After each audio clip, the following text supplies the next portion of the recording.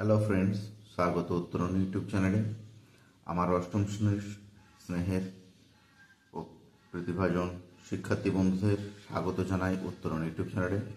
বন্ধুরা, আজকে উপস্থিত হয়েছি তোমাদের তৃতীয় পর্যায়ক্রমিক মূল্যায়ন ভূগোলের ফাইনাল সাজেশন নিয়ে। বন্ধুরা, তোমরা নিশ্চয়ই জানো যে তোমাদের তৃতীয় পর্যায়ক্রমিক মূল্যায়নে 3টি অধ্যায় নতুন মধ্যশিক্ষা পর্ষদ থেকে যেটা দেওয়া হয়েছে সিলেবাস, সেখানে 3টি নতুন অধ্যায় তোমরা পাচ্ছ। প্রথমে পাচ্ছ জলবায়ু অঞ্চল, দ্বিতীয় অধ্যায় হচ্ছে মানুষের কার্যাবলী ও পরিবেশের অবনমন, এবং তৃতীয় অধ্যায় হচ্ছে ওশেনিয়া। এই 3টি অধ্যায় থেকে 5 নম্বরের, 3 নম্বরের, 2 নম্বরের এমসিকিউ, এসিকিউ সব ধরনের প্রশ্ন থাকবে। ওশেনিয়া থেকে হয়তো ম্যাপ পয়েন্টিংও কোনো স্কুল দিয়ে থাকে, আবার ম্যাপ পয়েন্টিংয়ের বদলে আবার এসিকিউ উত্তর বা এমসিকিউ দিয়ে থাকে। আর পুরাতন অধ্যায়ের মধ্যে থেকে তোমরা পাচ্ছ পৃথিবীর অন্দরমহল, অস্থিত পৃথিবী, শিলা, চাপ বলয় ও বায়ুপ্রবাহ, মেঘ বৃষ্টি, উত্তর আমেরিকা এবং দক্ষিণ আমেরিকা। উত্তর আমেরিকা এবং দক্ষিণ আমেরিকা থেকে দেখো ব্যাকেটের মধ্যে লেখা আছে ম্যাপ, এখানে ম্যাপ পয়েন্টিং দেয় কোনো স্কুল, আবার কোনো স্কুল ম্যাপ পয়েন্টিংয়ের পরিবর্তে 2 নম্বরে বা 1 নম্বরে সংক্ষিপ্ত বা অতি সংক্ষিপ্ত প্রশ্ন দিয়ে থাকে। আজকে দেখে নেব তোমাদের এই তৃতীয় পর্যায়ক্রমিক মূল্যায়নে কি কি গুরুত্বপূর্ণ প্রশ্নগুলো পরীক্ষা আসতে পারে, সম্ভব প্রশ্নগুলি, সেগুলির সাজেশন নিয়ে আজকে হাজির হয়েছি। দেখো বন্ধুরা, যেটা তৃতীয় পর্যায়ক্রমিক মূল্যায়নে যে 3টি অধ্যায় নতুন সংযোজন হয়েছে মধ্যশিক্ষা পর্ষদ থেকে, যেটা সিলেবাস দিয়েছে, জলবায়ু অঞ্চল।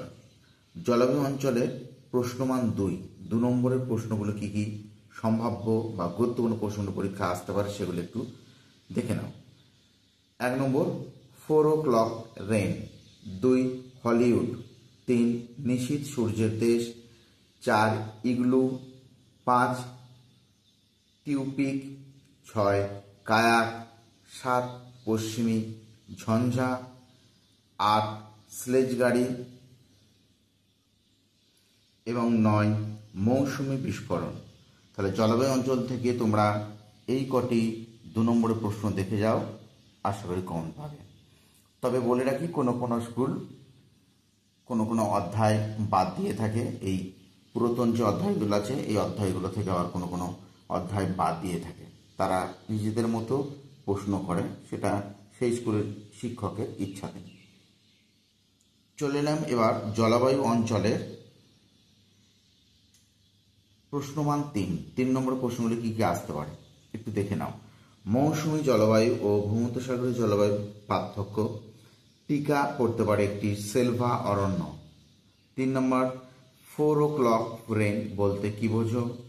মৌসুমী বিস্ফোরণ কাকে বলে? নিরক্ষীয় জলবায়ু অঞ্চল ও মৌসুমী জলবায়ু অঞ্চলের পার্থক্য লেখো। 6 মৌসুমী জলবায়ু অঞ্চল পৃথিবীর সর্বাধিক জনবহুল অঞ্চল কেন? 7 নরওয়েতে রাত্রিবেলায় সূর্যকে দেখা যায় না কেন?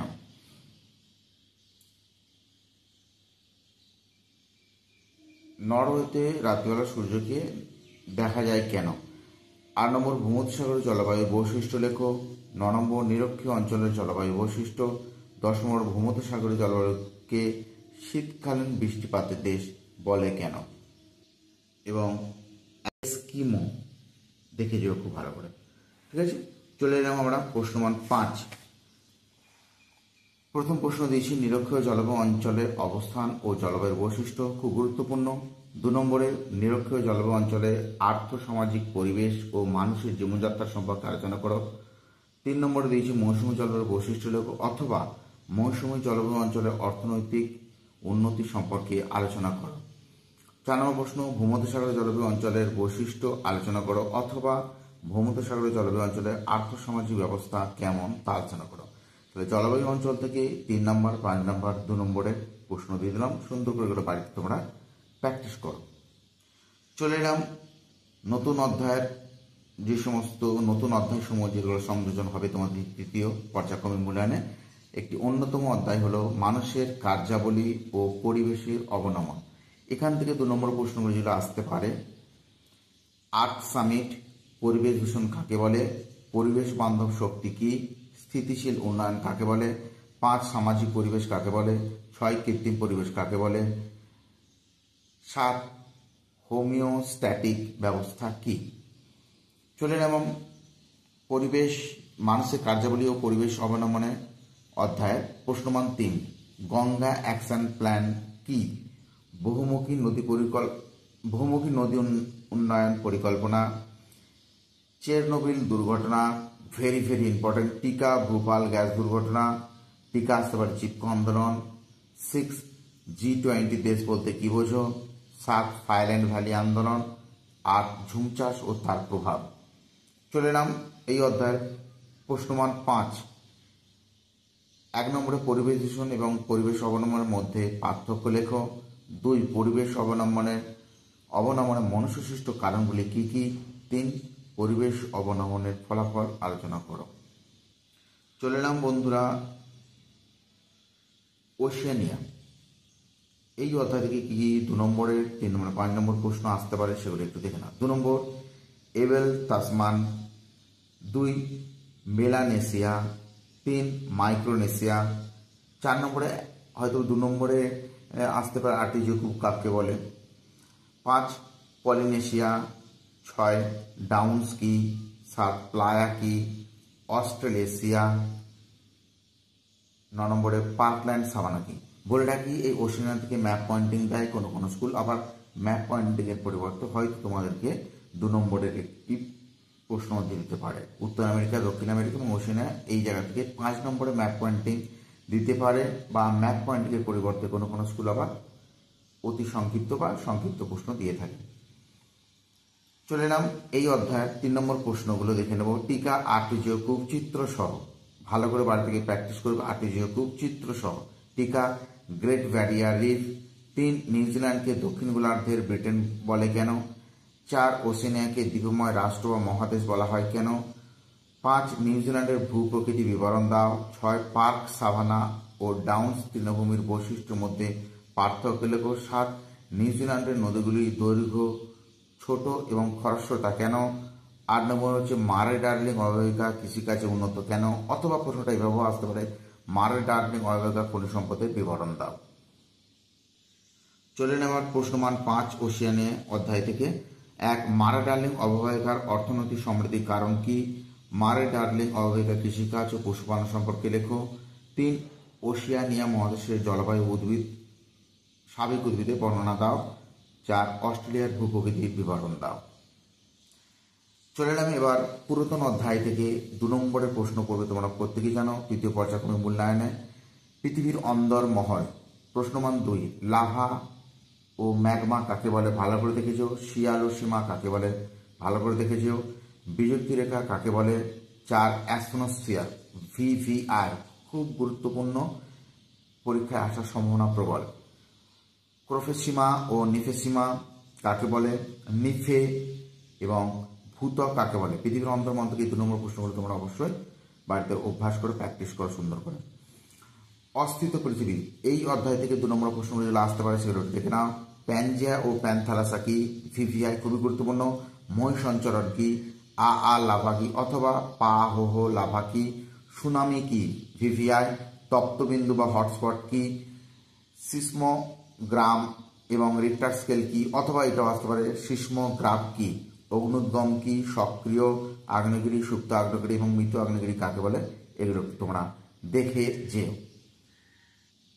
চলে এলাম পরের অধ্যায় শিলা। শিলা এই অধ্যায় থেকে প্রশ্নমান 2 কি কি আসতে পারে, গুরুত্বপূর্ণ প্রশ্নগুলো একটু দেখে নাও। 1 নম্বর ডেকান ট্র্যাক কি, 2 কাশভূমিরূপ কাকে বলে, 3 জীবাশ্ম কি, 4 ব্যান্ডেড নিস কি, 5 স্ট্যালাকটাইট ও স্ট্যালাকমাইট কি, 6 রেগোলিথ কি, 7 ছোটনাগরকে ভারতের খনিজ ভাণ্ডার বলা হয় কেন, 8 ফেলসপার কি, 9 কোয়ার্টজ কি, 10 মোহস্কেল কি। চলে এলাম পরের অধ্যায় মেঘ বৃষ্টি থেকে আমি যে গুরুত্বপূর্ণ প্রশ্নগুলো তোমাদের জন্য রেখেছি।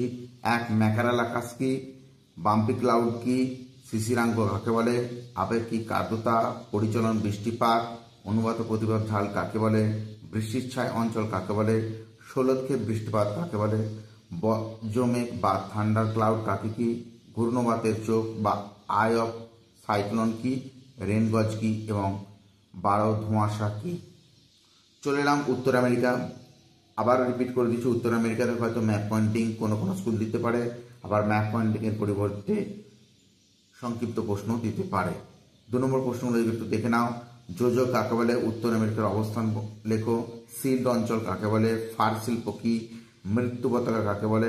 6 কর্ডিলেরা কি, কর্ডিলেরা খুব গুরুত্বপূর্ণ। ফল কি বোঝো, FALL বলতে কি বোঝো, ফল বলতে কি বোঝো। পৃথিবীর কষাখানা কাকে কেন বলা হয়, পৃথিবীর রুটির ঝুড়ি কাকে কেন বলা হয়। পঞ্চহ্রদ কি, VVI। চিনুক কি, VVI। পেইরি কি, VVI।